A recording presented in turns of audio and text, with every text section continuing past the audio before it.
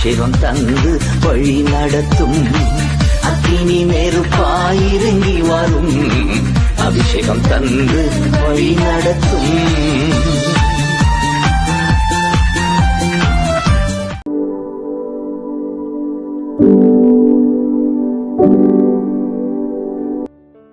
நாளிலும் நாங்கள் வெளிப்படுத்தின விசேஷம் 14வது அதிகாரத்தை குறித்து நாங்கள் வாசிக்கிறோம். இதுவரைக்கும் நாங்கள் 12, 13 நாங்கள் பார்த்துட்டோம்.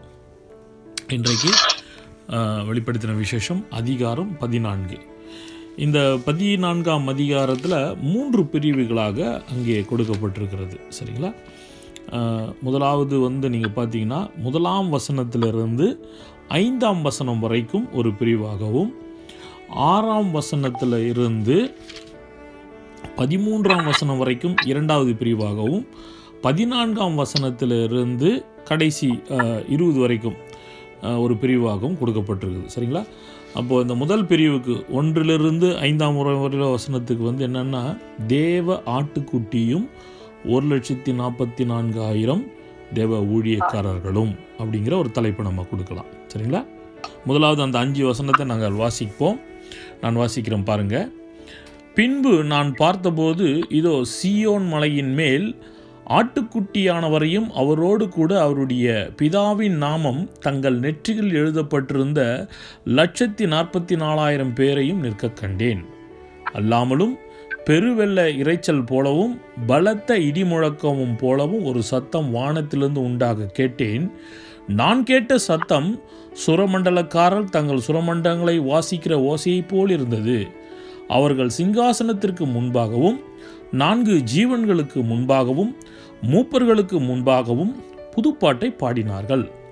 அந்த பாட்டு பூமியிலிருந்து மீட்டு கொள்ளப்பட்ட 144,000 பேரை அல்லாமல் வேறொருவரும் கற்றுக்கொள்ளக்கூடாததாக இருந்தது. ஸ்திரீகளால் தங்களை கரைப்படுத்தாதவர்கள் இவர்களே, கற்புள்ளவர்கள் இவர்களே, ஆட்டுக்குட்டியானவர் எங்கே போனாலும் அவரை பின்பற்றுகிறவர்கள் இவர்களே. இவர்கள் மனுஷரிலிருந்து தேவனுக்கும் ஆட்டுக்குட்டியானவருக்கும் முதற் பலனாக மீட்டு கொள்ளப்பட்டவர்கள். இவர்களுடைய வாயிலே கபடம் காணப்படவில்லை. இவர்கள் தேவனுடைய சிங்காசனத்தின் முன்பாக மாசில்லாதவர்களாக இருக்கிறார்கள். இந்த 5 வசனங்கள். இப்போ பார்த்தீங்கன்னா, இப்போ 13ஆம் அதிகாரம் நம்ம முடிஞ்சிடுச்சு. 14ஆம் அதிகாரத்தில் இப்போது யோவான் பார்க்குறார். எங்கே பார்க்குறாருன்னா, பரலோகத்தில் சீயோன் மலையின் மேல். சீயோன் மலை அப்படிங்கிறது எதுன்னா, பரலோகத்தில் பிதா வாசம் பண்ணுகிற அந்த இடத்துக்கு பேர் தான் சீயோன் மலை. நமக்கு நல்லா தெரியணும். சரிங்களா? பரலோக எருசலேம் அப்படிங்கிறது என்னென்னா, அங்கே நம்ம பார்க்குறோம், பிதா இருக்கிற இடத்துக்கு பேர் தான் பரலோக எருசலேம் அல்லது சீயோன் மலை. இப்படிலாம் வேதத்தில் பல வேறுபட்ட ஒரு வார்த்தைகளால் அது அழைக்கப்படுகிறது. அப்போது இந்த இடத்துல சீயோன் மலை என்று குறிப்பிடுகிறது. பரலோகத்தில் பிதா வாசம் பண்ணுகிற அந்த இடத்துக்கு பேர் தான். நம்ம ஏற்கனவே பார்த்தோம் இல்லைங்களா? யோவான் தரிசனம் பண்ணுறார் இல்லையா பிதாவை, அந்த இடத்த தான் இது குறிப்பிடுகிறது. 4ஆம் அதிகாரம் நம்ம பார்த்தீங்கன்னா உங்களுக்கு தெரியும். அவர் யோவான் ஆவிக்குள்ளாக மாறி, இதோ வானத்தில் ஒரு சிங்காசனம் வைக்கப்பட்டிருந்தது. அந்த சிங்காசனம் மேலே ஒரு வீட்டு இருந்தார். பார்த்தோம் பாருங்க. அவர் பார்வைக்கு வஜ்ரக்கல்லும் பதுமராகத்துக்கு ஒப்பாயமாக இருந்தார். அந்த சிங்காசனை சுற்றி வாழவில் இருந்தது. இந்த இடம்தான் இது, அந்த சீயோன் மலை. சரிங்களா? அப்போ உண்மையான சீயோன் மலை, நம்ம இப்போ பூமியில் ஒரு சீயோன் மலை சொல்கிறோம். ஆனால் உண்மையாகவே பரலோகத்தில் சீயோன் மலை என்பது எதுன்னா, அங்கே பிதா வாசம் பண்ணுகிற அந்த இடத்துக்கு பேர் தான் அந்த சீயோன் மலை. இப்போது அந்த இடத்துல இப்போது யோவான் தரிசனம் அவருக்கு கிடைக்குது. இப்போ என்ன கிடைக்குது அப்படின்னு பார்த்தா, இப்போ நம்ம பார்த்தோம் இல்லையா, இப்போ அங்கே ஆட்டுக்குட்டியானவரையும் அவரோடு கூட அவரது பிதாவின் நாமம் தங்கள் நெற்றில் எழுதப்பட்டு இந்த 144,000 பேரும் நிற்க கண்டேன். அந்த அந்தி கிறிஸ்து ஆட்சி காலத்தில் தெரிந்து கொள்ளப்பட்டதான கோத்திரத்துக்கு 12,000 பேர் வீதம் அங்கே முத்திரையிடப்பட்டிருந்தாங்க இல்லைங்களா? நம்ம 7ஆம் அதிகாரத்தில் நம்ம பார்த்தோம். ஆண்டவர் ஒவ்வொரு கோத்திரத்திலும் 12,000 பேரை முத்திரையிட்டிருந்தார். ஸோ 12 கோத்திரத்துக்கு மொத்தம் 1,44,000 பேர் அங்கே தெரிந்து கொள்ளப்பட்டிருந்தார் இல்லைங்களா? அவர்களுக்கு பக்கபலமாக தான் 2 சாட்சிகள் கொடுக்கப்பட்டிருந்தாங்க. அப்போ அவங்க தான் என்ன பண்ணுவாங்க, அந்தி கிறிஸ்து ஆட்சி காலத்தில் தேவனுடைய சுவிசேஷத்தை வல்லமையாக பிரசங்கிக்கிறவர்களாக அவர்கள் காணப்படுவாங்க. அப்போ அவர்களுக்கு பக்கமாக தான் வந்து அவர்கள் எதிர்த்து நிற்கக்கூடாதபடிக்கு 2 சாட்சிகள் வந்து கொடுக்கப்பட்டிருக்கும். அப்போது யூதர்களுக்கு அதிக உபத்திரவங்கள் வரும், அவர்கள் வனாந்தரத்துக்கு ஓடி போவார்கள். கடைசி வரைக்கும் என்ன நடக்கும், யுத்தம் வந்து அவங்க கூட அந்தி கிறிஸ்து தொடர்ந்து செஞ்சுக்கிட்டே இருப்பான். இப்போ என்ன பண்ணுறாரு யோவான், அந்த 1,44,000 பேரையும் எங்கே பார்க்குறாருன்னா, பூமியில் இல்லை, பரலோகத்தில் இயேசுவோட கூட பிதா இருக்கிற இடத்துல அங்கேயே தரிசனம் பண்ணுகிறார். அப்போ அத்தனை பேரும் இப்போ எங்கே இருக்கிறாங்க, இப்போது பரலோகத்தில் இருக்கிறத அவர் பார்க்குறாரு. 1,44,000 பேரும் இப்போ பரலோகத்தில் இருக்கிறாங்க. சரிங்களா? அல்லாமலும் பெருவெள்ளம் இறைச்சலை போலவும் பலத்த இடி முழக்கமும் போலவும் ஒரு சத்தம் வானத்திலிருந்து உண்டாக கேட்டேன். நான் கேட்ட அந்த சத்தம் சுரமண்டலக்காரர் தங்கள் சுரமண்டலை வாசிக்கிற ஓசையை போல் இருந்தது. அவர்கள் சிங்காசனத்திற்கு முன்பாகவும் 4 ஜீவன்களுக்கு முன்பாகவும் மூப்பர்களுக்கு முன்பாகவும் புதுப்பாட்டை பாடினார்கள். அந்த பாட்டு பூமியிலிருந்து மீட்டு கொள்ளப்பட்ட 1,44,000 பேரை இல்லாமல் வேறொரும் கற்றுக்கொள்ளக்கூட இருந்தது. இவங்களுக்கு மட்டுமே தெரிஞ்ச ஒரு பாட்டை பாடுறாங்க. அந்த 1,44,000 பேருக்கு என்ன பண்ணுறாங்க, அங்கே பிதாவை ஆராதிக்கிறார்கள். அந்த இடத்துல இயேசுவோட கூட இருந்து அங்கே ஆராதிக்கிறத பார்க்குறோம். அந்த ஆராதனை இயேசுக்கும் உரியது, நமக்கு நல்லா தெரியணும். பிதாவை நம்ம ஏற்கனவே பார்த்துட்டோம். பிதாவுக்கு கொடுக்குற கணம் அங்கே யாருக்கும் கொடுக்கப்படுகிறது, இயேசுக்கும் கொடுக்கப்படுறத நம்ம பார்த்தோம் இல்லைங்களா? அப்போது இவர்கள் இப்போ என்ன பண்ணுறாங்கன்னா ஒரு பாடலை பாடுகிறார்கள். இந்த பாடல் யாருக்குமே தெரியல, வெறும் அந்த 1,44,000 பேர்களுக்கு மாத்திரமே அந்த பாடல் வந்து புரியுது, தெரியுது. சரிங்களா? அப்போது 5ஆம் அதிகாரத்தில் நம்ம பார்த்தோம், என்ன பார்த்தோம், அங்கே 4ஆம் அதிகாரம் 5ஆம் அதிகாரத்தில் நம்ம பார்த்தோம். 4ஆம் அதிகாரத்தில் அந்த 4 ஜீவன்கள், 24 மூப்பர்கள், கோடான கோடி தேவ தூதர்கள், பரிசுத்தவான்கள் எல்லாரும் யாருக்கு வந்து கனத்தை மகிமையும் கொடுக்குறாங்க, பிதாவுக்கு கொடுக்குறாங்க. ஆனால் அதே 5ஆம் அதிகாரத்தில், இப்போது 5ஆம் அதிகாரத்தில் வந்து அதே கணம் யாருக்கு கொடுக்கப்படுகிறது, துதி யாருக்கு கொடுக்கப்படுகிறது, அங்கே ஆட்டுக்குட்டியாகிய இயேசு கிறிஸ்துவும் கொடுக்கப்படுறதை நம்ம பார்க்குறோம். சரிங்களா? அதனால் நம்ம நல்லா தெரியணும், பரலோகத்தில் பிதாவுக்கு கொடுக்குற அந்த கணம் மகிமையும் துதியும் இயேசுக்கும் 5ஆம் அதிகாரத்தில் இயேசுக்கும் கொடுக்கப்படுகிறது. அப்போ இந்த 14ஆம் அதிகாரத்தில் இந்த 1,44,000 பேரும் பிதாவுக்கு முன்பதாகவும் சிங்காசனத்திற்கு முன்பதாகவும் 4 ஜீவன்களுக்கு முன்பதாகவும் மூப்பர்களுக்கு முன்பாகவும் அந்த பாட்டை பாடுறாங்க. ஒரு புது பாட்டை பாடுகிறார்கள். அந்த பாட்டு யாருக்குமே புரியல. சரிங்களா? அந்த பாட்டு யாருக்கு மட்டும்தான் புரிய, புது பாட்டு இந்த 1,44,000 பேர்களுக்கு மாத்திரமே அது புரிகிறது, தெரிகிறது. அவங்க மட்டும்தான் பாடுறாங்க, வேறு யாருக்கும் அது தெரியல. இதே நீங்கள் 15ஆம் அதிகாரத்தில் பார்த்தீங்கன்னா மற்றவர்களும் அந்த அந்தி கிறிஸ்து ஆட்சி காலத்திலே அந்த நீங்கள் வாசிச்சிங்கன்னா தெரியும், 15ஆம் அதிகாரம் 2ஆம் வசனத்தில் அந்த மிருகத்திற்கும் அதன் சொரூபத்திற்கும் அதன் முத்திரைக்கும் அதன் நாமத்தின் இலக்கத்திற்கும் உள்ளாகாமல் ஜெயங்கொண்டவர்கள், அவங்களும் ஒரு பாட்டு பாடுறாங்க. யார்? மற்றவர்கள். அந்தி கிறிஸ்து ஆட்சி காலத்திலே அவனுடைய வந்து சொரூபத்தை வணங்காதவர்கள், அவனது நாமத்தை வந்து இலக்கத்தையும் தங்களில் வந்து பயன்படுத்தாதவர்கள் என்ன பண்ணுறாங்க, அவங்களும் பரலோகத்தில் இருக்கிறத நம்ம பார்க்குறோம். அவங்களும் ஒரு பாட்டை பாடுறாங்க, மோசேயனுடைய பாடலை பாடுகிறார்கள். அது எல்லாருக்கும் தெரியுது. ஆனால் இந்த 14ஆம் அதிகாரத்தில் அவர்கள் பாடுகிற பாடல், இந்த 1,44,000 பேர் பரலோகத்தில் பிதாவுக்கு முன்பதாக பாடுகிற பாடல் யாருக்குமே தெரியல. அப்படின்னா தான் அது ஒரு ஸ்பெஷல் சாங் அவங்க டெடிகேட் பண்ணுறாங்க அங்கே பிதாவுக்கு. சரியா?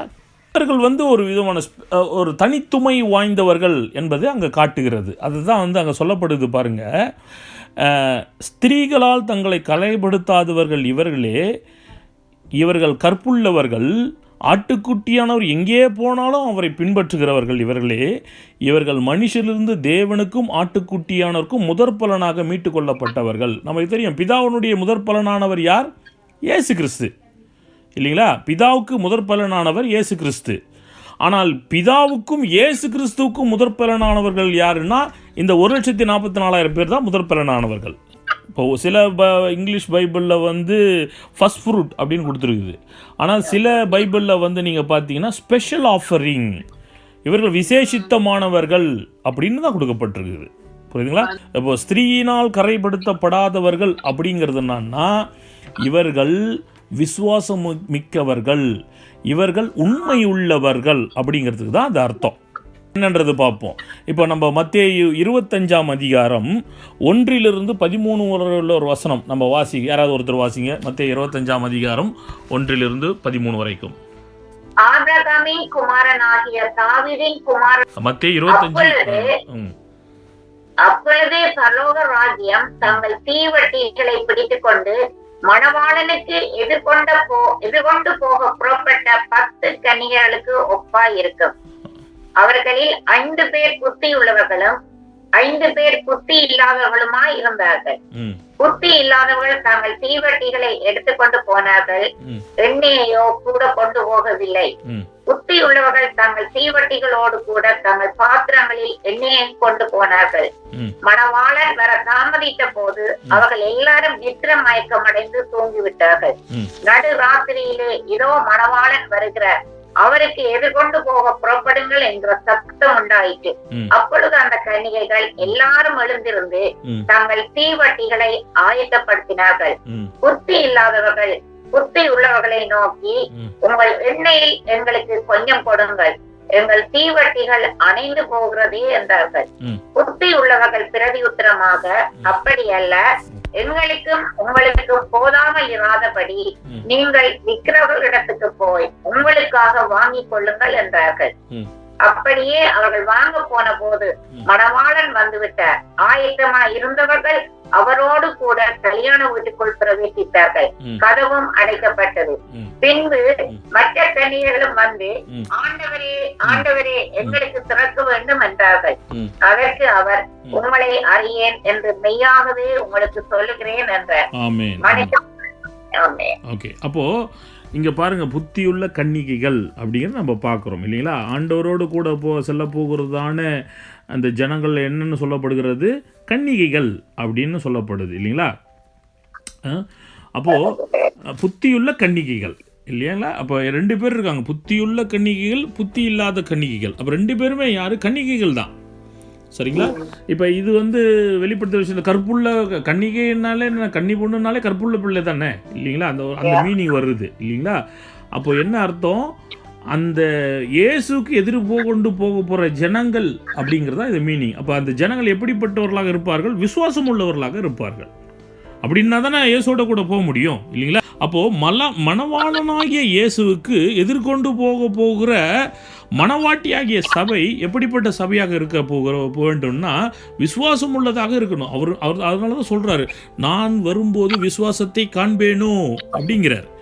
அப்போது அந்த கன்னிகைகள், கற்புள்ள கன்னிகைகள் என்பதற்கு என்ன பொருள் அப்படின்னா, அங்கே என்ன பொருள், அங்கே விசுவாசம் உள்ள உண்மையுள்ள ஜனங்கள் அப்படிங்கிறது பொருள். புரியுதுங்களா. அப்போது இந்த 1,44,000 பேரை சொல்லும் பொழுது இவர்களை என்ன சொல்லப்படுகிறது, ஸ்திரீகளால் தங்களை கரைப்படுத்தாதவர்கள் இவர்களே, கற்புள்ளவர்கள் இந்த ஸ்திரீகளால் கரைப்படுத்தப்படாதவர்கள் அப்படின்னா நிறைய பேர் என்ன நினச்சிக்கிறாங்க, ஏதோ இவங்க கல்யாணம் கட்டாமல் ஊழியம் செய்வாங்க போல இருக்குது அப்படின்னு நினைக்கிறாங்க. அது அப்படி அல்ல. இது எப்படின்னா, இப்போது நம்ம பார்த்தோம், புத்தியுள்ள கன்னிகள், புத்தி இல்லாத கன்னிகள். இதில் இப்போ 5 பேர் புத்தி உள்ளவர்கள், 5 பேர் புத்தி இல்லாதவர்கள். அப்போ அந்த புத்தி இல்லாதவர்களால் இவர்கள் என்ன பண்ணப்படலை, கரைப்படுத்தப்படவில்லை. 2 பேருமே கன்னிகை உள்ளதான். ஆனால் ஒருத்தங்க என்ன பண்ணாங்க, ஆயத்தமுள்ளவர்களாக இருந்தார்கள். ஆமென். புரியுதுங்களா நான் சொல்லுறது, ஆயத்தம் உள்ளவர்களாக இருந்தார்கள். ஆயத்தம் இல்லாதவர்களால் இவர்கள் கரைப்படுத்தப்படவில்லை. இவர்கள் ஆயத்தம் உள்ளவர்களாக, உண்மை உள்ளவர்களாக இவர்கள் காணப்பட்டாங்க. சரிங்க. கற்புள்ள இன்னொரு கூட வசனம் நம்ம வாசிக்கலாம் பாருங்களா. 2 கொரிந்தியர் 11ஆம் அதிகாரம் 2ஆம் வசனம் வாசிங்க. வாசிக்கிறேன். நான் உங்களை கற்புள்ள கன்னிகையாக கிறிஸ்து எனும் ஒரு புருஷனுக்கு ஒப்பு கொடுக்க நியமித்தபடியால் உங்களுக்காக தேவ வைராக்கியம் கொண்டிருக்கிறேன். சபைக்கு அவர் சொல்றாரு, உங்களை என்னவா நான் ஒப்பு கொடுக்கணும், உங்களை கற்புள்ள கன்னிகைகளாக இயேசு கிறிஸ்து என்னும் மணவாளனுக்கு ஒப்பு கொடுக்க நான் வைராகியம் கொண்டு இருக்கிறேன். அப்போ உங்களை ஆயத்தப்படுத்தணும் அப்படின்னு அவர் சொல்றாரு. அவர்களை இயேசுவின் வருகைக்கு ஆயத்தப்படுத்துறதுக்கு தான் அந்த வைராக்கியத்தை சொல்றாரு. இப்போ நீங்கள் இது எதுக்கு ஒப்புதா சொல்லலாம் அப்படின்னா, ஒரு ஸ்திரீ தன்னுடைய மகளை பெற்றெடுத்து இன்னொருத்தருக்கு அது அந்த பிள்ளையை வளர்த்து இன்னொரு ஒரு ஒரு ஆடவனுக்கு திருமணம் செய்யும் போது எப்படி அந்த பொறுப்பாக அந்த பிள்ளையை கட்டி கொடுக்கணும்னு ஒரு பொறுப்பு இருக்கும் இல்லையா, அந்த பொறுப்பை வந்து பவுல் சொல்கிறார். அப்படி நான் ஒரு பொறுப்பு ஒரு கன்னியை எப்படி ஒரு மணவளனுக்கு கட்டி கொடுக்கறதுக்கு ஒரு தாய்க்கு ஒரு வைராகியம் இருக்குதோ அந்த வைராகியத்தோடு அவர் சொல்கிறாரு. யார்? பவுல். அப்போ என்னன்னா கர்த்தருடைய வருகைக்கு ஆயத்தப்படுத்துறதுக்கு அந்த முயற்சிகள். அப்போ இங்கே இந்த 1,44,000 பேர் கற்புள்ளவர்கள், இவர்கள் கரைப்படுத்தப்படாதவர்கள் அப்படின்னா என்ன அர்த்தம்? இவர்கள் உண்மை உள்ளவர்கள், இவர்கள் விசுவாசம் உள்ளவர்கள். இவர்கள் யார்? இந்த 1,44,000 பேர் மனுஷரிலிருந்து தேவனுக்கும் ஆட்டுக்குட்டியானவருக்கும் முதற் பலனாக மீட்டு கொள்ளப்பட்டவர்கள். தேவனுக்கு முதற் பலனானவர் இயேசு கிறிஸ்து. அப்போ இயேசு கிறிஸ்துவுக்கும் பிதாவுக்கும் முதற் பலனானவர்கள் இவர்கள் ஸ்பெஷல். அவ்வளோதான், ரொம்ப நம்மளுக்கு தெரியணும். இவங்க ரொம்ப ரொம்ப ஸ்பெஷல். தேவனுக்கும் இயேசு கிறிஸ்துக்கும் ஸ்பெஷல். சரியா? இவர்கள் வாயிலே கபடம் காணப்படவில்லை, இவர்கள் தேவனுடைய சிங்காசனத்திற்கு முன்பாக மாசில்லாதவர்களாக இருக்கிறார்கள் அப்படின்ட்டு. இப்போது இதை வச்சுக்கிட்டு நிறைய பேர் என்ன ஒரு மிஸ்கான்செப்ஷன் அப்படின்னா, ஈவன் நான் ஓப்பனாகவே சொல்கிறேன், யெகோவா விட்னஸ் அவங்களுடைய வாதம் என்ன தெரியுங்களா? இந்த 1,44,000 பேர் மட்டும்தான் பரலோகத்தில் போவாங்க, வேறு யாரும் பரலோகத்துக்கு போக மாட்டாங்க, நம்ம பூமியில் தான் இருப்போம். கரெக்ட், அது ரைட்டு தான். பரலோகம் அப்படிங்கிறது என்னன்னா நம்மளுடைய கான்செப்ட் படி அந்த இறங்கி வருப்போகிறதான எருசலேம் இருக்குது பாருங்க, புதிய எருசலேம், அதுதான் நமக்கான பரலோகம். ஆமென். அப்போ அது எங்கே இறங்க போகுது? புதிய வானம் புதிய பூமியில் இறங்க போகுது. அந்த இடத்துல இயேசோடு கூட நம்ம என்றென்றைக்குமாக இருக்க போகிறோம். இயேசு எங்கே இருக்கிறாரோ நம்ம இருந்தோம்னா அதானே பரலோகம் இல்லையா? அப்போது இதை ரொம்ப மிஸ்கான்செப்ஷன்லாம் அவங்க சொல்கிறாங்க. இந்த 1,44,000 பேர் தான் பிதா இருக்கிற இடத்துல போவாங்க, மற்ற யாரும் போக மாட்டாங்க அப்படின்னு மிஸ்கான்செப்ஷன் பண்ணுறாங்க. நமக்கு பரலோகம் எது? இயேசு இருக்கிற இடம் தான் நமக்கு பரலோகம். அது எது? புதிய எருசலேம் தான். அது புதிய எருசலேம், புதிய வானம் புதிய பூமியில் இறங்கும்போது அங்கே நாம் இயேசோடு கூட என்றென்றைக்குமாக இருக்க போகிறோம். இப்போ 2 வித்தியாசம். இந்த 14ஆம் அதிகாரம் 1-5 வரைக்கும் இந்த 1,44,000 பேர் பிதா இருக்கிற இடத்துல ஆராதிக்கிறாங்க. அந்த பாடலை ஒருத்தருக்கும் தெரியல. இதே நீங்கள் 15ஆம் அதிகாரம் எடுத்துக்கொள்ளுங்களேன். அங்கே பாருங்கள் 2ஆம் வசனத்துலேருந்து, அன்றியும் அக்னி கலந்த கண்ணாடி கடல் போன்ற ஒரு கடலையும் மிருகத்திற்கும் அதன் சொரூபத்திற்கும் அதன் முத்திரைக்கும் அதன் நாமத்தின் இலக்கத்திற்கும் உள்ளாகாமல் ஜெயங்கொண்டவர்கள் தேவ சுரமண்டலங்களை பிடித்து கொண்டு அந்த கண்ணாடி கடல் அருகே நிற்கிறதையும் கண்டேன். அவர்கள் தேவனுடைய ஊழியக்காரனாகிய மோசேயின் பாட்டையும் ஆட்டுக்குட்டியானவரையும் பாட்டையும் பாடி, சர்வ வல்லமுள்ள தேவனாகிய கர்த்தாவே, தேவனுடைய கிரியைகள் மகத்துவமும் ஆச்சரியமானவைகள், பரிசுத்தவான்களின் ராஜாவே, தேவனுடைய வழிகள் நீதியும் சத்தியமானவைகள், கர்த்தாவே, யார் உமக்கு பயப்படாமலும் உமது நாமத்தை மகிமைப்படுத்தாமலும் இருக்கலாம்? தேவரீர் ஒருவரே பரிசுத்தர், எல்லா ஜாதிகளும் உமக்கு முன்பாக தொழுது கொள்வார்கள், உம்முடைய நீதியான செயல்கள் வெளியரங்கமாயின என்றார்கள். இந்த பாடலுக்கு பிறகு நான் பார்த்தபோது இதோ பரலோகத்தில் சாட்சி கூடாரம் ஆலயம் திறக்கப்பட்டது. திடீர்னு சபையில் வர்ஷிப் பண்ணுறாங்க, திடீர்னு ஒரு புது பாட்டை பாடுவாங்க, யாருக்குமே தெரியாது. எல்லோரும் என்ன பண்ணுவோம்? சைலண்ட்டாக கேட்டுட்ருப்போம் இல்லைங்களா? 2வது முறை 3வது முறை பாடும்பொழுது தான் நம்மளும் கூட சேர்ந்து பாடுவோம். கரெக்டாக? அது மாதிரி இந்த 1,44,000 இப்போ பாடும்பொழுது அந்த பாட்டு யாருக்குமே தெரியல. ஆனால் மற்றவர்கள் அந்த அந்திகிறிஸ்து ஆட்சி காலத்தில் வைராக்கியமாக இருந்து இரத்த சாட்சியாக மறித்தவர்கள் இங்கே நிற்கிறாங்க. மற்றவர்கள் அவங்க யார் பாட்டு பாடுறாங்க? மோசே பாடின பாடலை பாடுகிறாங்க. இதுதான் டிஃப்ரென்ஸ் 2 பேர்கள். ஆனால் இந்த 1,44,000 பேர் கர்த்தருக்கு ரொம்ப விசேஷித்தவர்களாக அவங்க தெரிந்து கொள்ளப்பட்டிருக்கிறார்கள். அது நம்ம கொஸ்டின் பண்ண முடியாது. ஏன் எதுக்கு நம்ம கொஸ்டின் பண்ண முடியாது? நம்மளே ஏன் ஆண்டவர் தெரிந்து கொண்டார் நம்ம கொஸ்டின் பண்ண முடியுமா? நான் தெரிந்து கொண்ட பாத்திரத்தை நான் எதுக்கும் பயன்படுத்தும் ஆண்டவர் சொல்கிறேன். ஏன்னா அவர் யார்? குயவன், நாம் மட்பாண்டங்கள். அந்த மண்பாண்டத்தை யார் எதுக்காகவும் அவர் பயன்படுத்தலாம், தெரிந்து கொள்ளலாம். அது அவருடைய அதிகாரம். அதில் நம்ம கொஸ்டின் பண்ணவே முடியாது. ஆமென், ஆமென். அப்போது அந்த காரியங்கள் அங்கே நடக்குது. இந்த ஒரு விஷயம் புரியுதுங்களா? அப்போது இது எப்படின்னா, இந்த 1,44,000 பேர் 14ஆம் அதிகாரத்துலேயும் மற்றவர்கள் இரத்த சாட்சிகளாக அங்கே மறித்தவர் மற்றவர்களும் அங்கே 15ஆம் அதிகாரத்துலேயும் நம்ம பரலோகத்தில் இருக்கிறத யோவான் பார்க்குறார். இவர்கள் இரத்த சாட்சியாக மறித்தவர்களா? மேபி அவர் இரத்த சாட்சியாக மறிச்சிருக்கலாம். 1,44,000 பேர் இரத்த சாட்சியாக மறிச்சிருக்கலாம். அங்கே யாருடைய ஆட்சி காலத்தில்? அந்திகிறிஸ்து ஆட்சி காலத்தில் மறித்திருக்கலாம். அந்த சீக்வன்ஸாக அவர் வர்றார், அவர் பார்க்குறாரு. மோஸ்ட் ப்ராபப்ளி அவர் ரத்த சாட்சியாக மரித்திருப்பதற்கு நிறைய வாய்ப்புகள் இருக்குங்க. ஏன்னா 1,44,000 பேரையும் அவர் பரலோகத்தில் பார்க்குறாருன்னு அப்படின்னா என்ன அர்த்தம்? கன்ஃபார்ம்டாக அவங்கெல்லாம் எப்படி கொல்லப்பட்டிருக்கணும்? அந்திகிறிஸ்துவினால் கொல்லப்பட்டிருக்கணும். அதுபோல் 15ஆம் அதிகாரத்தில் மற்றவர்களும் முத்திரை தரித்து கொள்ளாதவர்கள், சொரூபத்தை வணங்காதவர்களையும் அவர் பார்க்குறாரு. அவர்களும் அங்கே ஏன்னா நம்ம 13ஆம் அதிகாரத்தில் 10ஆம் வசனம் என்ன அங்கே சொல்லப்பட்டிருக்குது இல்லையா? சிறைப்படுத்தி கொண்டு போகிறவன் சிறைப்பட்டு போவான், பட்டயத்தினாலே கொல்ல போகிறவன் பட்டயத்தினாலே கொல்லப்பட வேண்டும், பரிசுத்தவான்களுடைய பொறுமையும் விசுவாசமும் இதில் விளங்கும் அப்படின்னு சொல்கிறாங்க. அப்போ அங்கே போட்டப்போ சிறைப்பட்டு போகிறாங்க, கொல்லப்படுறவர்கள் கொல்லப்படுகிறார்கள். அப்போது இவர்களும் கொல்லப்பட்டிருக்க வேண்டும். அதனால் ரத்த சாட்சிகளாக மறித்து அங்கே பரலோகத்தில் காணப்படுறாங்க. மற்றவர்களும் 15ஆம் அதிகாரத்தில் அங்கே காணப்படுறார்கள். ஆமென். ஆனால் என்ன ஒரே ஒரு விஷயம், இவர்கள் கர்த்தருக்கும் இயேசு கிறிஸ்து பிதாவுக்கும் கர்த்தராகிய இயேசு கிறிஸ்துவுக்கும் முதற் பலனானவர்கள். ரொம்ப special, they are very special.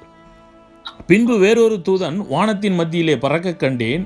அவன் பூமியிலே வாசம் பண்ணுகிற சகல ஜாதிகளுக்கும் கோத்திரத்தாருக்கும் பாஷைக்காரருக்கும் ஜனக்கூட்டத்தாருக்கும் அறிவிக்கத்தக்கதாக நித்திய சுவிசேஷத்தை உடையவனாயிருந்தான். மிகுந்த சத்தமிட்டு தேவனுக்கு பயந்து அவரை மகிமைப்படுத்துங்கள், அவர் நியாய தீர்ப்பு கொடுக்கும் வேளை வந்தது, வானத்தையும் பூமியும் சமுத்திரத்தையும் நீரூற்றுகளையும் உண்டாக்கினவரையே தொழுது கொள்ளுங்கள் என்று கூறினான். ஆமென். இப்போது இதெல்லாம் எந்த காலகட்டத்தில் நடக்குது? அந்திகிறிஸ்து காலகட்டத்தில் நடக்கிறத நம்ம பார்க்குறோம். ஆமென். இப்போது இந்த தூதன் பாருங்கள், நித்திய சுவிசேஷத்தை உடையவனாக இருந்தவன் அப்படின்னு போடப்பட்டிருக்கு இல்லைங்களா? இவன் என்ன சொல்கிறான்னா, இப்போ இதெல்லாம் அந்திகிறிஸ்து ஆட்சி காலத்தில் நடந்துட்டு இருக்குதா? அந்த தூதன் என்ன சொல்கிறான்னா, இந்த சுவிசேஷம் இப்போ விசுவாசிங்க, அந்த டைம் முடிய போகுது. ஆமென். டைம் முடிய போகுது, மனம் திரும்புங்க அப்படின்னு அங்கே பிரசங்கிக்கிறாங்க. தேவனுக்கு பயந்து அவரை மகிமைப்படுத்துங்கள், அவர் நியாய தீர்ப்பு கொடுக்கும் வேலை வந்தது. அப்பா, நியாய தீர்ப்பு வரப்போகுதுப்பா, மனம் திருப்பிடுங்க, தேவனை மகிமைப்படுத்துங்க. ஏன்னா அவர் தான் யார்? பூமியும் சமுத்திரத்தையும் நீரூற்றுகளையும் உண்டாக்கினவர் அவர். நீங்கள் அந்திகிறிஸ்துவையும் பிசாசையும் வணங்குறதை விட்டுட்டு யாரை வணங்குங்க? யாரை தொழுது கொள்ளுங்கள்? உண்டாக்கின இவைகள் எல்லாவற்றையும் உண்டாக்கினவரை தொழுது கொள்ளுங்கள் அப்படின்னு சொல்கிறாங்க. இதில் இந்த நித்திய சுவிசேஷத்து அப்படின்னும் போது இதுக்கு வேறொரு விளக்கங்களாம் நிறைய பேர் கொடுக்குறாங்க. சுவிசேஷன்னாலே அது ஒன்று தான். ஆமென். யாராவது எடுத்து வாசிங்க. கலாத்தியர் 1ஆம் அதிகாரம் 7-8 வசனங்களை யாராவது எடுத்து வாசிங்க. வேறொரு சுவிசேஷம் இல்லையே, சிலர் உங்களை கலக்கப்படுத்தி கிறிஸ்துவனுடைய சுவிசேஷத்தை புரட்ட மனதாயிருக்கிறார்களே அல்லாமல் வேறல்ல. நாங்கள் உங்களுக்கு பிரசங்கித்த சுவிசேஷத்தை அல்லாமல் நாங்களாவது வானத்திலிருந்து வருகிற ஒரு தூதனாவது வேறொரு சுவிசேஷத்தை உங்களுக்கு பிரசங்கித்தால் அவன் சபிக்கப்பட்டவனாய் இருக்க கடவன். ஆமென். ஆமென். ஆமென். அல்லேலூயா. அப்போ இந்த இடத்துல சொல்லப்படுகிறதான இந்த தேவதூதன் என்ன சொல்றான்? நியாய தீர்ப்பு வர்ற டைம் ஆகி போச்சு, இப்போவாவது மனம் திரும்புங்க, இப்பயாவது அவருக்கு மகிமை கொடுங்க. ஏன்னா அவர் தான் வானத்தையும் பூமியையும் சமுத்திரத்தையும் நீரூற்றுகளையும் உண்டாக்கினவர். அவரை தொழுது கொள்ளுங்க. நீங்க பிசாசை வணங்காதீங்க, அந்திகிறிஸ்து வணங்காதீங்க, மிருகத்தை வணங்காதீங்க, வலு சர்ப்பத்தை வணங்காதீங்க அப்படின்னு அங்க அவன் சொல்றதை நம்ம பார்க்கிறோம். சரிங்களா? அப்ப இதை எதோட கம்பேர் பண்ணணும்? கலாத்தியர் 1ஆம் அதிகாரம் 7 எடுத்து வானத்திலிருந்து வேறு சுவிசேஷம் இல்லை. அப்போ இவன் பிரசங்கித்தது இதுவரைக்கும் சொல்லப்பட்டிருக்கிற சுவிசேஷம் தான். அது அதில் எந்த கன்ஃபியூஸ் இதுடா புதுசாக நித்திய சுவிசேஷம் அப்படின்னு நம்ம எண்ணக்கூடாது. சேம் சுவிசேஷம் தான். அப்படி இது வேற சுவிசேஷமாக எண்ணிட்டோம்னா இவன் சபிக்கப்பட்டவனா மாறிட்டு இருப்பான் அவன். புரியுதுங்களா? அப்போ வேற சுவிசேஷம், அதே சுவிசேஷத்தை தான் அவன் சொல்கிறான். டைம் முடிய போதுப்பா, எல்லாம் மனம் திரும்புங்கன்னு அவர் சொல்கிறத அங்கே யோவான் பார்க்கிறார். சரிங்களா? இப்போ இது 2வது செக்மெண்ட்டு. 3வது செக்மெண்ட் என்னன்னா, நீங்கள் எதுலேருந்து 3வது செக்மெண்ட்டில் இல்லை, இப்போ இதிலே 3 தேவதூதர்களுடைய காரியத்தை பார்க்குறாரு. 2வது செக்மெண்ட்லேயே 3 தேவதூதர்கள். 2வது தேவதூதன் என்ன சொல்கிறான் பாருங்க. வேறொரு தேவதூதன் பின் சென்று பாபிலோன் நகரம் விழுந்தது, தன் வேசித்தனமாகிய உக்கிரமான மதுவை சகல ஜாதிகளுக்கும் குடிக்க கொடுத்தாளே என்றான். அவர்களுக்கு பின்னே 3ஆம் தூதன். அப்போ இந்த 2ஆம் தூதன் என்ன சொல்கிறான்னா, முதல் தூதன் என்ன சொல்கிறான், டைம் முடிய போகுதுப்பா, நியாய தீர்ப்பு வரப்போகுதுப்பா. ஏன்னா இது அந்திகிறிஸ்து ஆட்சி காலத்தில் சொல்கிறாரு. இப்போ இந்த அந்திகிறிஸ்து ஆட்சி காலத்துலாம் யோவான் என்ன பார்க்குறாரு, அங்கே வந்து 144 பேர் பரலோகத்தில் நிற்கிறது பார்க்குறாரு. மற்ற அந்திகிறிஸ்து ஆட்சி காலத்தில் இருந்த மற்ற அங்கே அவனை வலு சர்பத்தையும் மிருகத்தையும் வணங்காதவர்களே பார்க்குறாரு. அப்படின்னா இவங்களாம் ரத்த சர்ச்சையாக மறித்து அங்கே பரலோகத்துக்கு வந்துருக்கணும். அப்போ இருக்கிறவர்களுக்கு அவன் தேவதூதன் எச்சரிக்கிறான், டைம் முடிய போதுப்பா, நியாய தீர்ப்பு வந்துட போது, மனம் திரும்பிடுங்கன்னு. ஃபர்ஸ்ட் தூதன். ரெண்டாவது தூதன் என்ன சொல்றான்னா, மகா பாபிலோன் மகாநகரம் விழுந்தது, தன் வேசித்தனமாகிய உக்கிரமான மதுவை சகல ஜாதிகளுக்கும் குடிக்க கொடுத்தாலே. ஆக்சுவலி இந்த வசனம் இது எதை குறிக்கிறது என்று சொன்னால், இப்போ நம்ம ஏற்கனவே பார்த்த மாதிரி வாட்டிகன் சிட்டியை தான் இது குறிக்கிறது. இது சரிங்களா? இதை எதோட கூட நம்ம தொடர்பு படுத்தணும் அப்படின்னு நம்ம பார்த்தோம்னா, இதுலேயே 16ஆம் அதிகாரம் 19ஆம் வசனம் நான் வாசிக்கிறேன் பாருங்க. வெளிப்படுத்தின விசேஷம் 16ஆம் அதிகாரம் 19. அப்பொழுது மகாநகரம் 3 பங்காக பிரிக்கப்பட்டது, புறஜாதிகளுடைய பட்டணங்கள் விழுந்தன. மகா பாபிலோனுக்கு தேவனுடைய உக்கிரமான கோபாக்கினியாகிய மது உள்ள பாத்திரத்தை கொடுக்கும்படிக்கு அது அவருக்கு முன்பாக நினைப்பூட்டப்பட்டது. அப்போ ஆண்டவர் இந்த மகாநகரம் செய்த கேடான காரியத்திற்காக ஆண்டவர் என்ன பண்றாரு, கோபமாக இருக்கிறார். அந்த கோபத்தின் நிமித்தம் அந்த பட்டணத்துக்கு என்ன கொடுக்க போறாரு, தண்டனை கொடுக்கும்படிக்காக அவர் நினைப்பூட்டப்பட்டதான். அதே வந்து வெளிப்படுத்தின விசேஷம் 17ஆம் அதிகாரம் 5-9 வரைக்கும் உள்ள வசனம் வாசி பாருங்களேன். ரகசியம், மகா பாபிலோன் வேசிகளுக்கும் பூமியில் அருவருப்புகளுக்கும் தாய் என்னும் நாமம் அவள் நெற்றியில் எழுதியிருந்தது. அந்த ஸ்திரீ பரிசுத்தவான்களின் இரத்தத்தினாலும் இயேசுனுடைய சாட்சிகளின் இரத்தத்தினாலும் வெறி கொண்டிருக்கிறதை கண்டேன். அவளை கண்டு நான் மிகவும் ஆச்சரியப்பட்டேன். அப்பொழுது தூதனான் என்னை நோக்கி, ஏன் ஆச்சரியப்படுகிறாய்? இந்த ஸ்திரீனுடைய ரகசியத்தையும் 7 தலைகளையும் 10 கொம்புகளையும் உடையதுமாக இவளை சுமக்கிற மிருகத்தினுடைய ரகசியத்தை உனக்கு சொல்லுகிறேன் அப்படின்னு சொல்லிட்டு அப்படியே வந்து என்ன சொல்றாருன்னா, இவைகள் 7 ராஜாக்களாம், இந்த ஞானமுள்ள மனம் இதிலே விளங்கும், இந்த 7 தலைகளும் அந்த ஸ்திரீ உட்கார்ந்திருக்கிற 7 மலைகளாம். ஆமென். அப்ப எது? அப்போ இந்த மகா பாபிலோன் நகரம் வாட்டிகன் சிட்டி தான். அப்போ இந்த வாட்டிகன் சிட்டிக்கு வரப்போகிற அந்த என்னது உக்கிரமான மதுவை சகல ஜாதிக்கு கொடுத்தாலே அந்த மகாநகரம் வீழ்கிறது. ஆண்டவருடைய நியாய தீர்ப்பு அந்த பட்டணத்தின் மேலே வரப்போகிறது. அதை வந்து சுட்டி காட்டுறான் 2வது தூதன். இப்போ நம்ம ஆதியாகமம் 18ஆம் அதிகாரம் 16 நம்ம வாசிச்சோம்னா, அங்கே சோதோம் குமரா பட்டணத்துக்கு ஆண்டவர் என்ன பண்றாரு எடுத்து வாசிப்போம். ஆதியாகமம் 18ஆம் அதிகாரம் 16 19 வரைக்கும் யாராவது வாசிங்க. அந்த புருஷர் எழுந்து அவ்விடம் விட்டு சோதோமை நோக்கி போனார்கள். ஆபிரகாமும் அவர்களோடு கூட போய் வழிவிட்டு அனுப்பினார். அப்பொழுது கர்த்தர், ஆபிரகாம் பெரிய பலத்த ஜாதி ஆவதினாலும் அவனுக்குள் பூமியில் உள்ள சகல ஜாதிகளும் ஆசீர்வதிக்கப்படுவதனாலும் நான் செய்ய போகிறதை ஆபிரகாமுக்கு மறைப்பேனோ? கர்த்தர் ஆபிரகாமுக்கு சொன்னதை நிறைவேற்றும்படியாய் அவன் தன் பிள்ளைகளுக்கும் தனக்கு பின்வரும் தன் வீட்டாருக்கும் நீங்கள் நீதியையும் நியாயத்தையும் செய்து கர்த்தருடைய வழியை காத்து நடவுங்கள் என்று கட்டளையிடுவான் என்பதை அறிந்திருக்கிறேன் என்ற. பின்பு கர்த்தர் சோதோம் குமராவின் கூக்குரல் பெரிதாய் இருப்பதினாலும் அவைகளின் பாவம் மிகவும் கொடிதாய் இருப்பதினாலும் நான் இறங்கி போய் என்னிடத்தில் வந்து எட்டின அதன் கூக்குரலின்படியே அவர்கள் செய்திருக்கிறார்களோ இல்லையோ என்று பார்த்து அறிவேன் என்ற. 28ஆம் வசனம் வாசிங்க சிஸ்டர். அதுலயே 18-28 ஆதியாகமம். ஒருவேளை 50 நீதிமான்களுக்கு 5 பேர் குறைந்திருப்பார்கள். அந்த 5 பேர் நிமித்தம் பட்டணம் முழுவதையும் அழிப்பீரோ என்றார். அதற்கு அவர், நான் 45 நீதிமான்களை அங்கே கண்டால் அதை அழிப்பதில்லை என்றார். அப்படியே அவர் படிப்படியா குறைச்சி 10 நீதிமான்கள் வரைக்கும் அது வர்றதை நம்ம பார்க்கிறோம் இல்லைங்களா? ஸோ ஆண்டவர் அங்கே சொன்னபடி அங்கே போய் அங்கே செக் பண்றாரு தேவ தூதர்கள் மூலியமாக. அங்கே வந்து என்னது, ஆணோடு ஆண் பெண்ணோடு பெண் அவலட்சணங்கள் கர்த்தருக்கு விரோதமான பிரிக்காத காரியங்கள்லாம் அங்கே நடக்குது. அப்போ என்ன பண்ணுறாங்க, அங்கே வந்து ஒரு நீதிமானை தான் பார்க்குறாரு. அவர் வந்து ஆபிரகாமுக்கு எது வரைக்கும் சொன்னார், 10 நீதிமான்கள் வரைக்கும் சொல்லியிருந்தார். ஆனால் அங்கே இருந்ததோ ஒருத்தன் தான். யாரு? லோத்து மட்டும்தான் இருந்தான். அப்போ லோத்துவின் நிமித்தம் லோத்துனுடைய மனைவி லோத்துனுடைய 2 மகள்களையும் காப்பாற்றிட்டு 2 தூதர் வராங்க. அங்கே வானத்திலிருந்து அக்னியும் கந்தகமும் அங்கே வந்து என்ன பண்ணுது, அந்த சோதோம் கோரம் பட்டணத்தை அழித்து போடுகிறது இல்லைங்களா? அப்போ அந்த பாவம் அங்கே வந்து தேவனுடைய சமூகத்துக்கு எட்டினது போல இந்த மகா நகரமாகிய பாபிலோன் பாவம் என்ன தேவனுடைய சமூகத்தில் வந்து நினைப்பூட்டப்படுகிறது. இதுக்கு தண்டனை கொடுக்கணுன்றது அவருக்கு நினைப்பூட்டப்படுகிறது. பாருங்க, தேவனுடைய உக்கிரமான கோபாக்னி ஆகிய மது உள்ள பாத்திரத்தை கொடுக்கும்படிக்கு அது அவருக்கு முன்பாக நினைக்க ஊட்டப்பட்டது. ஆண்டவர்கிட்ட போய் நினைப்பூட்டுறாங்க, ஆண்டவரே இதுக்கு நம்ம தண்டனை கொடுக்கணுமே அப்படின்னு நினைப்பூட்டுறாங்க. அப்போ என்ன நடக்குது? அது விழுந்தது. அப்போ 2வது தேவதூதன் என்ன சொல்கிறான்? அந்த பட்டணம் விழுந்ததை குறித்து சொல்லப்படுகிறது. இப்போ இது வந்து நம்ம எக்ஸாக்டாக 17ஆம் அதிகாரம்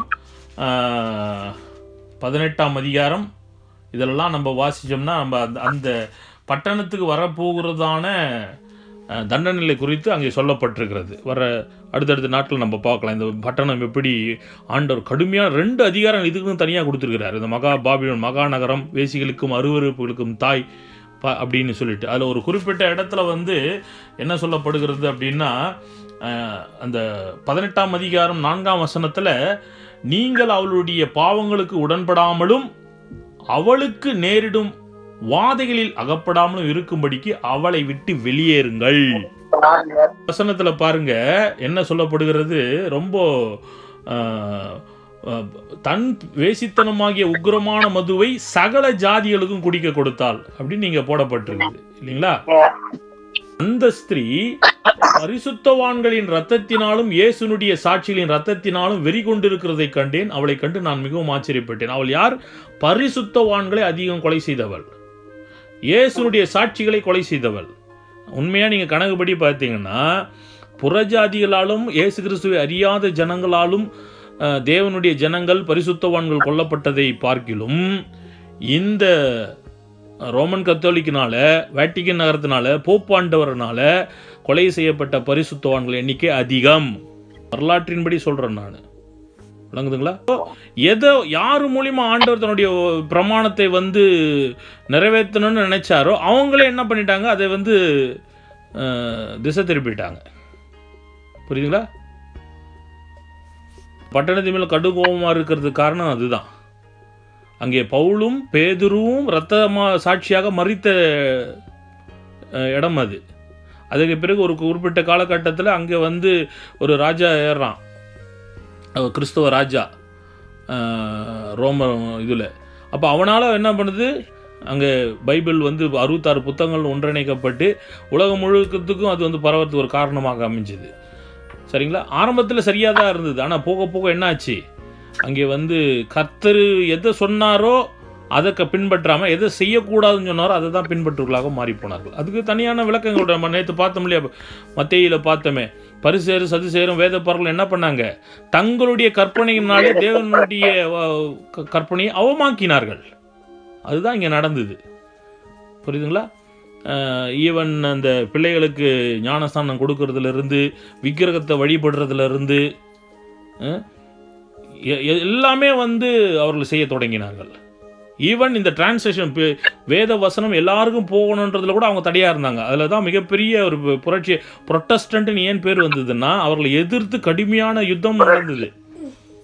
புரியுதுங்களா? ரோம் கத்தோலிக்கிலிருந்து அங்கே பிரிந்து சென்றவர்கள் சண்டை போட்டு தான் பிரிஞ்சு போனாங்க. அதுதான் அவங்களுக்கு பேரே புரொட்டஸ்டன்ட்னு பேர். போராடி பல லட்சம் பேர் அதில் செத்தாங்க. புரியுதுங்களா? அவர் என்ன பண்ணார்? அவர் ஜெர்மன் மொழியில் வேதாகமத்தை மொழிபெயர்த்தார். எல்லா ஜனங்களும் புரிஞ்சுக்கணும். அப்போ அதுலேருந்து தான் இன்ஸ்பிரேஷன் ஆகி ஆங்கில வேதாகம் வருது, மற்ற மொழிகளில் வேதாகம் வந்து டிரான்ஸ்லேட் பண்ண ஆரம்பிக்கிறாங்க. ஆனால் அதுக்கு கடுமையான எதிர்ப்பு அவர்களுக்கு கொடுத்தாங்க. யார்? Rome Catholic. இப்போ இந்த 2வது தூதன் அந்த மகாநகரம் விழுந்ததை குறித்து அவன் சொல்கிறத நம்ம பார்க்குறோம். 3வது தூதன் என்ன பண்ணுறான்னு பாருங்க. 3வது தூதன் என்ன பண்ணுறான்? அவர்களுக்கு பின்னே 3ஆம் தூதன் வந்து மிகுந்த சத்தமிட்டு மிருகத்தையும் அதன் சொரூபத்தையும் வணங்கி தன் நெற்றியிலாவது தன் கையிலாவது அதன் முத்திரையை தரித்து கொள்ளுகிறவன் எவனோ அவன் தேவனுடைய கோபாக்கினியாகிய பாத்திரத்திலே கலப்பில்லாமல் வார்க்கப்பட்ட அவருடைய உக்கிரமாகிய மதுவை குடித்து பரிசுத்த தூதர்களுக்கு முன்பாகவும் ஆட்டுக்குட்டியானருக்கு முன்பாகவும் அக்னியினாலும் கந்தகத்தினாலும் வாதிக்கப்படுவான். அவர்களுடைய வாதையின் புகை சதா காலங்களிலும் மிருகத்தையும் அதன் சொரூபத்தையும் வணங்குகிறவர்களுக்கும் அதனுடைய நாமத்தையும் முத்திரத்தையும் தரித்துக் கொள்வர்களுக்கும் எவனுக்கும் இரவும் பகலும் இளைப்பாறுதல் இராது. கிளியரா தெளிவா அந்த 3வது தூதன் சொல்லிடுறான். அந்தி கிறிஸ்து ஆட்சி காலத்தில் அவனுடைய சிலையை வணங்கினாலோ முத்திரை தரித்து கொண்டாலோ அவன் கடைசி வரைக்கும் அவன் நரகம்தான் அப்படின்றது தெளிவாக சொல்லப்பட்டிருக்கிறது. ஆமென். இப்போ 12-13 பாருங்க. தேவனுடைய கற்பனைகளையும் இயேசுவின் மேலுள்ள விசுவாசத்தையும் காத்துக்கொள்ளுவர்களாகிய பரிசுத்தவான்களே பொறுமை இதிலே விளங்கும். ஆமென். பின்பு பரலோகத்திலிருந்து ஒரு சத்தம் உண்டாக கேட்டேன், அது கர்த்தருக்குள் மரிக்கிறவர்கள் இது முதல் பாக்கியவான் என்று எழுது. அவர்கள் தங்கள் பிரயாசங்களையும் விட்டொழிந்து இளைப்பாறுவார்கள். அவருடைய கிரிகள் அவர்களோடு கூட போம். ஆவியானவரும் ஆம் என்று திரவலும் பற்றுள்ள என்று சொல்லிற்று. இப்போ இது எழுதப்பட்ட பொழுது கிட்டத்தட்ட கிபி 100களில் 92-93களில் அப்படி எழுதுறாரு யோவான்.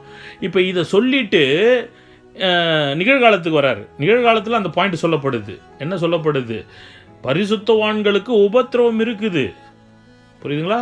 அப்போ அந்த உபத்திரவத்தில் என்ன பண்ணணும்? விசுவாசத்தை காத்துக்கொள்ள வேண்டும். பரிசுத்தவான்கள் பொறுமையோடு இருந்து அந்த உபத்திரவத்தை காத்துக்கொள்ள வேண்டும். விசுவாசத்தை காத்துக்கொள்ளணும். உபத்திரவத்தை சகித்து என்ன காத்துக்கொள்ளணும்? விசுவாசத்தை காத்துக்கொள்ள வேண்டும். ஆமென். இதே தான் 14வதுல அவர் சொல்கிறாரு. நீங்கள் பாருங்கள் 13 என்ன சொல்லப்படுது பாருங்கள். என்ன சொல்லப்படுது? சிறைப்படுத்தி கொள்ளோம். ஒருவேளை நம்ம இயேசுக்காக விசுவாசத்தோடு வாழும்பொழுது என்ன வரும்? சிறைப்பட்டு போகக்கூடிய ஒரு சூழ்நிலை வரும். இல்லைன்னா நம்ம கொல்லப்பட வேண்டிய சூழ்நிலை வரும். இதிலே பரிசுத்தவான்களுடைய பொறுமையும் விசுவாசம் இதிலே விளங்கும். இது நிகழ்கால கிறிஸ்தவர்கள் சொல்லப்படுகிறது. ஆமாம். இதெல்லாம் சொல்லிட்டு சொல்லும் பொழுது விளங்குதுங்களா நான் சொல்கிறது உங்களுக்கு? நாம் உபத்திரவத்தை சந்திக்க தயாராக இருக்கணும். இப்போ எப்படி இந்த 1,44,000 பேர் மறிக்க போகிறாங்களோ, அந்த அந்தி கிறிஸ்து ராஜ்யத்தில் மற்றவர்களும் மறிக்க போகிறாங்களோ, அந்த காலகட்டத்தில் கிபி 100களில் இருந்து இன்றைக்கு வரைக்கும் கிறிஸ்தவர்கள் என்ன தான் சகிச்சு கொண்டிருக்கிறாங்க? உபத்திரத்தை சகித்து கொண்டு தான் இருக்கிறாங்க கிறிஸ்துவுக்காக. ஆமென். எந்த சூழ்நிலை நம்ம என்ன விட்டுறக்கூடாது? விசுவாசத்தை விடவே கூடாது. பரிசுத்தவான்களை பொறுமை அப்படி விட்டு விடாமல் இருந்தால் நம்ம பொறுமையை பரிசுத்தவான்கள் ஆகிய நாம் பொறுமையோடு இருக்கிறோம் என்று அர்த்தம். மறுபடியும் பாருங்க 13:10 அது சொல்லப்பட்டிருக்கிறது. பரிசுத்தவான்களுடைய பொறுமையும் விசுவாசமும் இதிலே விளங்கும். எப்போ? கொல்லப்படுறவன் கொல்லப்படும் போது, சிறைப்பட்டு போகிறவன் சிறைப்பட்டு போகும்பொழுது, இப்படி பயங்கரமான உபத்திரத்தை கடந்து சென்றால் கூட நாங்கள் பரிசுத்தவான்களை எப்படி பொறுமையோடு அந்த விசுவாசத்தை காத்துக்கொள்ள வேண்டும். 13 இது கர்த்தருக்குள் மரிக்கிறவர்கள் இது முதல் பாக்கியவான்கள்ன்றது. இப்படி இருந்து கர்த்தருக்காக மரிக்கணும். நம்ம இது முதல் பாக்கியவான்கள். அவர்கள் தங்கள் பிரயாசங்களை விட்டொழிந்து இளைப்பாறுவார்கள். அவர்கள் கிரியும் அவரோடு கூட போம். ஆவியானவர் சொல்றார் ஆம் என்று ஆவியானவர் திருவள்ளப்பட்டிருக்கிறார். அவர் சாட்சி ஆமாம்பா அப்படிதான் பாது அப்படின்றாரு. ஆமென். நாம் மறிக்க வேண்டியது நம்ம சரீர பிரகாரமான மரணத்தை கொடுக்கறவனுக்கு நம்ம பயப்பட வேண்டிய அவசியம் இல்லை. நம்ம கொல்ல உள்ளவர் சரீர பிரகாரம் கொல்ல உள்ளவருக்கு பயப்படாமல் சரீரத்தையும் ஆத்துமாவையும் கொல்ல உள்ளவருக்கே நாம் பயப்பட வேண்டும். 3வது செக்மெண்ட் இதுல என்னன்னு சொன்னா அறுப்பு காலத்தை குறித்து அங்கே சொல்லப்பட்டிருக்கு. அறுப்பு காலமும் தேவனுடைய நியாய தீர்ப்பும் அப்படின்ற அடிப்படையில். சரிங்களா? இப்போ இந்த 16ஆம் அதிகாரத்தில் 14 வசனத்திலிருந்து 14ஆம் அதிகாரத்தில் 14ஆம் வசனத்திலிருந்து 16 வரைக்கும் பார்த்தீங்கன்னா அது ரகசிய வருகையை குறிக்கிறது. சரிங்களா? அதே 18 20 வரைக்கும் உள்ள பார்த்தீங்கன்னா அது பகிரங்க வருகையை குறிக்கிறது. நோட் பண்ணிக்கொள்ளுங்க. 14 15 16 எதை குறிக்கிறது? ரகசிய வருகை. சரிங்களா? ரகசிய வருகை தன்னுடைய ஜனங்களை கூட்டி சேர்க்கிறது எல்லாமே வச்சுக்கலாம். அதில் அது ரகசிய வருகைன்றதுல கிறிஸ்துவுக்குள் மரித்த எல்லா ஜனங்களையும் ஆண்டவர் ஒன்று சேர்க்கிறார். அதை குறித்து சொல்லப்படுது. பின் பாருங்க, வாசிக்கிறேன் பாருங்க. பின்பு நான் பார்த்தபோது இதோ வெண்மையான மேகத்தையும் அந்த மேகத்தின் மேல் மனுஷ குமாரனுக்கு ஒப்பானவராக தமது சிரசின் மேல் பொற்கிரீடத்தையும் தமது கையிலே கருக்குள்ள அறிவாலயமுடைய ஒருவர் உட்கார்ந்திருக்கிறதையும் கண்டேன். அப்பொழுது வேறொரு தூதன் தேவாலயத்திலிருந்து புறப்பட்டு மேகத்தின் மேல் உட்கார்ந்திருக்கிறவரை நோக்கி, பூமியில் பயிர் முதிர்ந்தது, அறுக்கிறதற்கு காலம் வந்தது, ஆகையால் உம்முடைய அறிவாளை நீட்டி அறுத்து விடும் என்று மிகுந்த சத்தமிட்டு சொன்னான். இது அறுப்பு காலம். இப்போ விதைச்சி பயிர் வளர்ந்து அறுக்கிறதுக்கு தயாராக இருக்கு. மத்தேயு 3ஆம் அதிகாரம் 12ஆம் வசனம். நான் வாசிக்கிறேன் பாருங்கள். மத்தேயு 3:12 அங்கே வந்து யோவான் ஸ்நானகன் சொல்கிறார். என்ன சொல்கிறார் பாருங்கள். தூற்றுக்கூடை அவர் கையில் இருக்கிறது. அவர் தமது களத்தை நன்றாய் விலக்கி தமது கோதுமையை களஞ்சியத்தில் சேர்ப்பார். பதறியோ அவியாத அக்னியில் சுட்டெரிப்பார். அப்போ அவர் என்ன பண்ணுறாரு? கோதுமையை களஞ்சியத்திலே சேர்க்கிறார். அதுதான் இது. ரகசியவர்கள் என்ன பண்ண போறார் ஆண்டவர்? கிறிஸ்துக்குள் மரித்தவர்கள் எடுத்துக்கொள்ளப்படுற உயிரோடு இருக்க எங்களையும் சேர்த்துக்கொள்வார். நான் ஏற்கனவே சொல்லியிருக்கிறோம். கிட்டத்தட்ட அங்கே உயிர்த்தெழுதலின் வரிசை 6 வரிசைகளாக சொல்லப்பட்டிருக்கிறது. இயேசு கிறிஸ்து முதலாவது உயிர்த்தெழுகிறாரு. அதுவோ கூட 2வது வந்து அதே நாளில் சில பரிசுத்தான்கள் உயிர்த்தெழுந்தாங்க. 3வது அவருடைய வருகையில் மரித்தவர்கள் உயிரோடு வர போகிறாங்க. 4வது உயிரோடு இருக்கிற நாம் எழுந்து கொள்ள போகிறோம். 5வது பார்த்தீங்கன்னா அங்கே அந்திகிறிஸ்து ஆட்சி காலத்தில் 2 சாட்சிகள் இல்லைங்களா? அந்த 2 சாட்சிகள் ஏனோக்கும் எலியாவும். அதுக்கு பிறகு பார்த்தீங்கன்னா பழைய ஏற்பாட்டு பரிசுத்தவான்கள். அதுக்கு பிறகு வந்து அந்திகிறிஸ்து ஆட்சி காலத்திலே கொல்லப்பட்டவர்கள். இதெல்லாம் வரிசை. இவரெல்லாம் வரிசை கிரமமாக உயிர்த்தெழப் போகிறோம். அப்போது இதெல்லாம் தான் என்னது? அங்கே கோதுமை களஞ்சியத்தில் சேர்க்கிற காரியம், அறுக்கிற காலம். ஆமென். அந்த கோதுமைகளை களஞ்சியத்தில் சேர்க்கிறது. பல வரிசைகளாக ஆண்டவர் என்ன பண்றாரு? இப்போ அங்கே இது ஃபர்ஸ்ட், இது வந்து கோதுமையை களஞ்சியத்தில் சேர்க்கிற காரியம் இது. சரிங்களா? அடுத்தது தான் வந்து நியாய தீர்ப்புல தொடங்குது பாருங்க. எங்க பாரு அடுத்தது பாருங்க. பின்பு வேறொரு தூதனும் கருக்குள்ள அறிவாளை பிடித்து கொண்டு பரலோகத்துள்ள தேவாலயத்திலிருந்து புறப்பட்டு வந்தான். அக்னியின் மேல் அதிகாரமுள்ள வேறொரு தூதனும் பலிபீடத்திலிருந்து புறப்பட்டு வந்து கருக்குள்ள அறிவாளை பிடித்திருக்கிறவரை நோக்கி, பூமியின் திராட்சை பழங்கள் பழுத்திருக்கிறது, கருக்குள்ள உமது அறிவாளை நீட்டி அதன் குலைகளை அறுத்து விடும் என்று மிகுந்த சத்தத்தோட சொன்னான். இது வந்து பாருங்க, அந்த அறுத்துட்டு என்ன பண்றாங்க? அப்பொழுது அந்த தூதன் தன் அறிவாளை பூமியின் மேலே நீட்டி பூமியின் திராட்சை பழங்களை அறுத்து தேவனுடைய கோபாக்கினி என்னும் பெரிய ஆளிலே போட்டான். நகரத்துக்கு புறம்பேயுள்ள அந்த ஆலையில் அது மிதிக்கப்பட்டது. அந்த ஆலையிலிருந்து 1600 ஸ்தாதி தூரத்திற்கு ரத்தம் புறப்பட்டு குதிரைகளின் கடிவாளங்கள் மட்டும் பெருகி வந்தது. இப்போ திராட்சை கொலைகளை அழுத்தா அதை ப்ரெஸ் பண்ணி ஒரு திராட்சை படரசன் ப்ராப்பராக தெரியும். அது தெருவெல்லாம் ஓடுற அளவுக்கு நம்ம செய்வோம். ஒரு காலம் இல்லை இல்லைங்களா? இப்போ இது மிதிக்கப்பட்டு தேவனுடைய கோபாக்கினி என்னும் பெரிய ஆலையிலே மிதிக்கப்பட்டதுன்னா நியாய தீர்ப்பு. நீங்கள் இயேசு கிறிஸ்துவனுடைய பகிரங்கங்களை இப்போ 19ஆம் அதிகாரம் நீங்கள் வாசிச்சீங்கன்னா உங்களுக்கு தெரியும். 19ஆம் அதிகாரம் 11லேருந்து நீங்கள் வாசிக்கலாம். அங்கே இயேசு கிறிஸ்துவும் பரிசுத்தவான்களை ரகசிய வருகையிலே இயேசோடு கூட போனவர்களும் மறுபடியும் திரும்பி வர்றாங்க.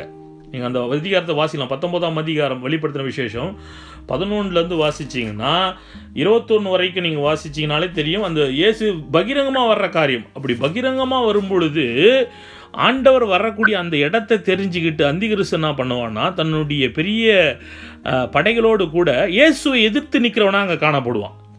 சரிங்களா? அப்போது என்ன நடக்கும்? மிகப்பெரிய யுத்தம் ஒன்று நடக்கும். அதே பாருங்கள், 19 வெளிப்படுத்தின விஷயம் 19ஆம் அதிகாரம் 19 பாருங்கள். மிருகமும் பூமியின் ராஜாக்களும் அவருடைய சேனைகளும் குதிரைகளின் மேல் ஏறி இருக்கிறவரோடும் அவருடைய சேனையோடும் யுத்தம் பண்ணும்படிக்கு கூடி வர கண்டேன். அப்பொழுது மிருகம் பிடிக்கப்பட்டது. ஆண்டவர் என்ன பண்ணுவார்? மிருகத்தையும் கள்ளத்தீர்த்தையும் பிடிச்சு என்ன பண்ணுவார்? கந்தகம் எரிகிற அக்னி கடலிலே உயிரோடு தள்ளப்பட்டார்கள். மற்றவர்கள் என்ன பண்ணாங்க? குதிரையின் மேல் ஏரினுடைய வாயிலிருந்து புறப்படுகிற பட்டயத்தால் கொல்லப்பட்டார்கள். அவளுடைய மாமிசத்தினால் பறவைகள் யாவும் திருப்தி அடைவார்கள். இந்த யுத்தம் தான் அர்மேகதான் யுத்தம். அது அர்மேகதான்ன்றது அதுலயே போட்டிருக்கோம், நீங்க பார்க்கலாம். இயேசு கிறிஸ்துவனுடைய பகிரங்க வருகையிலே அங்கே அந்தி கிறிஸ்துவும் கள்ளத்தீர்தரிசியும் கந்தகம் எரிகிற கடலிலே போடப்பட்டு மற்றவங்க எல்லாம் கொல்லப்படுவாங்க. அப்படி கொல்லப்படுறது தான் இங்கே சொல்லப்படுகிறது. அந்த திராட்சை பழரசம் மிதிக்கப்பட்டு தேவனுடைய கோபாக்கினி என்ற பெரிய ஆளிலே மிதிக்கப்பட்டு அங்கே நகரத்துக்கு புறம்பே எருசலேமிலிருந்து எவ்வளோ ஸ்தாதி அங்கே பாருங்கள், 1600 ஸ்தாதி அப்படின்னா 180 mile 320 kilometre. 180 miles 320 kilometre. 180 mile குறைஞ்ச பாஸ்டர். 320 ஸ்தாதி. ஆமா, 1600 ஸ்தாதியை வந்து இப்ப இருக்கிற தூரத்தால ஒரு ஸ்தாதிங்கிறது என்னன்னா 660 அடி. அது ஒரு ஃபர்லாங்குன்னு சொல்லுவோம். இப்போ கிலோமீட்டர்லாம் வர்றதுக்கு முன்னாடி நம்ம ஊர்கள்லேயே ஃபர்லாங்கு தான் யூஸ் பண்ணியிருந்தாங்க. அதுக்கு பிறகு தான் கிலோமீட்டர் வந்தது. அப்போ அங்கே வந்து 1600 ஸ்தாதி அப்படிங்கிறது 321.86 கிலோமீட்டர், கிட்டத்தட்ட 320 கிலோமீட்டர்னு வைங்களேன். மைல்ஸில் பார்த்தீங்கன்னா 180 மைல்ஸ். அப்போ அந்த 180 மைல்ஸ் அளவுக்கும் அந்த பிரேதங்கள் காணப்படும். இயேசுனுடைய பகிரங்க வருகையிலே அவரை எதிர்த்து அந்தி கிறிஸ்துவனுடைய படைகள் அவ்வளோ அளவுக்கு ரத்த வெள்ளத்திலே அங்கே காணப்படும். ஆமென். அவருக்கு பிரியமா இருக்கிறவர்களே அவர் என்ன பண்றாரு, அவர் வந்து களஞ்சியத்துல சேர்த்துறாரு. கதிர்கள், பதர்கள், இவங்கெல்லாம் பதர்கள் என்ன பண்ண, பதர்கள் சுட்டரிக்கப்பட போகுது. அப்ப இவர்கள் யார்? இவர்கள் இந்த திராட்சைகளை எடுத்து கோபாக்னில போட்டு மிதிச்சு தெருவில் ஓட விடுறாரு. தெருவில் கிடக்க போகுது. பழைய ஏற்பாட்டில் சொல்லுவார் பாருங்க, உன்னுடைய வீட்டு அங்கே வந்து மிதிப்பட்டு ரோட்டில் கிடப்ப நாயும் நரிகளும் உன்னுடைய ரத்தத்தை நக்குன்னு சொல்லுவார். பழைய ஏற்பாட்டில் நீங்கள் பார்க்கலாம். ஆண்டவர் பிரியம்ல அப்படிப்பட்ட ஒரு இது. இப்போ இவர்களை சாக விட்டு ஆண்டவர் தான் அப்புறம் பறவைகளுக்கு விருந்தாக்குறதை நம்ம பார்க்குறோம். அந்தி கிறிஸ்து ஆட்சி காலத்தை அவனுடைய முத்திரையை பெற்றவர்கள், அந்தி கிறிஸ்து சார்பாக உள்ளவர்கள், அங்கே கர்த்தராக இயேசு கிறிஸ்துவுக்கு அங்கே அங்கே எதிர்த்து நிற்கிறவர்கள் எல்லாம் என்ன பண்ணப்பட போகிறாங்க, கொல்லப்பட போகிறார்கள். அவருடைய பிரேதங்கள் கிட்டத்தட்ட 180 மைல் 320 கிலோமீட்டர் தூரத்துக்கு அங்கே கிடக்க போகுது. 14ஆம் அதிகாரம் முதல் செக்மெண்ட் எது? அந்த 1,44,000 பேர் பரலோகத்தில் இருக்கிறத அவர் இப்போ யோவான் பார்க்குறாரு. அப்போ அவங்க ரத்த சாட்சியாக மறித்து பரலோகத்தை வந்துட்டு இருக்காங்க. சரிங்களா? அவர்கள் கர்த்தருக்கும் பிதாவுக்கும் விசேஷித்தமானவர்களாக காணப்படுறாங்க. சரிங்களா? அவர்கள் பாடுற பாட்டை யாராலும் அங்கே வந்து தெரியல. அதே போல் 15ஆம் அதிகாரத்தில் மற்றவர்கள் அந்திகிரி சாட்சியத்தை கொல்லப்பட்ட மற்றவர்கள் பாடுற என்ன பாடுறாங்க, மோசையோட பாடுறதை பார்க்குறாங்க. அவங்களும் பரலோகத்து வந்திருக்கிறாங்க. சரிங்களா? இது முதல் செக்மெண்ட். ரெண்டாவது செக்மெண்ட் என்னன்னா, 3 தூதர்களை பார்க்குறாரு யோவான். முதல் தூதன் என்ன பண்ணுறான், சுவிசேஷத்தை சொல்கிறான், மனம் திரும்புங்க, ஆண்டவருடைய நியாய தீர்ப்பு வரப்போகுது, மனம் திரும்புங்க. ஏன்னா இது கிட்டத்தட்ட அந்தி கிறிஸ்து ஆட்சிக்கு முடிவுற காலகட்டம். நியாய தீர்ப்பு எது? இயேசு கிறிஸ்து வரும்போது அவன் கொல்லப்பட போகிறாங்க. அதுக்குள்ளே மனம் திரும்புங்கன்னு சொல்கிறான். அவன் மனம் திரும்புங்க, ஆண்டவரை தொழுது கொள்ளுங்கள்னு எச்சரிக்கை விடுக்கிறான். ரெண்டாவது தூதன் என்ன சொல்கிறான், மகா பாபிலோன் நகரம் விழுந்தது. அது எது?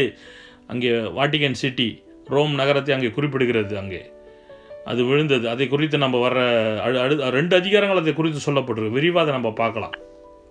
இந்த அவளை விட்டு அவளது பாவங்களுக்கு ஆண்டவர் எச்சரிக்கையாக விடுறார். நீங்கள் அவருடைய பாவங்களுக்கு உடன்படாமல் அவளுக்கு நேரிடும் வாதியில் அகப்படாமல் இருக்கும்படிக்கு அவளை விட்டு வெளியேறுங்கள். 18 நீங்கள் உண்மையாக யாராவது இருந்தீங்கன்னா இந்த வசனத்தை காட்டி அவங்களுக்கு எச்சரிக்கை கொடுங்க. 18ஆம் அதிகாரம் வெளிப்படுத்த 4ஆம் வசனத்தில் ரோமன் கத்தோலிக்க குறிச்சி. அது பிறகு அடுத்தது 3வது தேவதூதன் வந்து சொல்கிறான். 3வது தேவதூதன் வந்து என்ன சொல்கிறான், இந்த அந்திகிரு சாட்சி காலத்தில் அந்த வலு சர்வத்தையும் மிருகத்தையும் வணங்கினவர்கள் முத்திரையை தரித்து கொண்டவர்களுக்கு நரகத்தில் இரவும் பகலும் சதா காலங்களும் அவங்கள இலைப்பாறுதல் இல்லாமல் வந்து தண்டனை இருக்குது அப்படிங்கிறான். அடுத்தது 14ஆம் வசனத்திலிருந்து 16 வரைக்கும் ரகசிய வருகை. நீங்கள் பாருங்க, அந்த ரகசிய வருகைக்கு ஓசியா 6ஆம் அதிகாரம் 11ஆம் வசனத்தை நம்ம வாசித்தோம்னா, யூதாவே உனக்கு ஒரு அறுப்பு காலம் நியமிக்கப்படுற. இப்போ யூதான்னா எது? இஸ்ரவேல் ஜனங்கள். இப்போ இஸ்ரவேல் ஜனங்கள் இந்த அந்திகிரி சாட்சியில் இஸ்ரவேல் ஜனங்களுக்குரிய ஒரு அறுப்பு காலம். ஆமென். அப்போ அது அந்த ஆண்டவர் அந்த கோதுமைகளை களஞ்சியத்தில் சேர்க்கிற காரியம். அதே 18 20 வரைக்கும் பார்த்தீங்கன்னா அவருடைய பகிரங்க வருகையிலே அங்கே கொல்லப்பட போகிறவர்கள், ஆண்டவருடைய நியாய தீர்ப்பை செலுத்த போகிற அந்த காரியங்கள் கிட்டத்தட்ட அவரை எதிர்த்து அந்தி கிறிஸ்துவும் கள்ள தீர்க்கதரிசியும் எதிர்த்து நிற்பாங்க. ஆண்டவர் இயேசு இந்த இடத்துல தான் வருவார், இறங்குவார், அவரோட எதிர்த்து யுத்தம் போகலான்னு ரெடியாக இருப்பாங்க. அப்போ ஆண்டவர் என்ன பண்ணுவார், கள்ளத்தீர்க்கதரிசியும் அந்தி கிறிஸ்துவையும் கள்ளத்தீர்க்கதரிசியும் தெரிஞ்சு அக்னி கடலில் போட்டுட்டு மற்ற எல்லாரையும் கொன்று போடுவார். அவருடைய சடலங்கள் 180 மைல் வரைக்கும் கிடக்கும். எங்கள் அங்கே எருசலேம் நகரத்திலிருந்து 180 கிலோமீட்டர், 320 கிலோமீட்டர், 180 மைல்ஸ். அந்த பறவைகள்லாம் அதனுடைய சடலங்களை தின்றும்பதாக சொல்லப்பட்டு. மீன் அதனால் நாம் ஆண்டவருடைய வருகையிலே நாம் எடுத்துக்கொள்ளப்பட வேண்டும். அதற்கு நாம் ஆயத்தமுள்ளவர்களாக. இதெல்லாம் எப்படிப்பட்ட பயங்கரங்கள் நடக்குன்றதை ஆண்டவர் காட்டுறாரு அந்தி கிறிஸ்துவனுடைய ஆட்சி காலத்தில். அது இதெல்லாம் வந்து நமக்கு எச்சரிக்கையாக சொல்லப்பட்டிருக்கிறது. ஆண்டவர் மறுபடியும் சொல்கிறேன், பூமியிலே ஒரு நரகத்தை காட்டுவார். அதை நம்ம இருக்கவே கூடாது. ஆமென். காதுள்ளவன் கேட்க கடவன். ஆமென். God bless you all. Amen.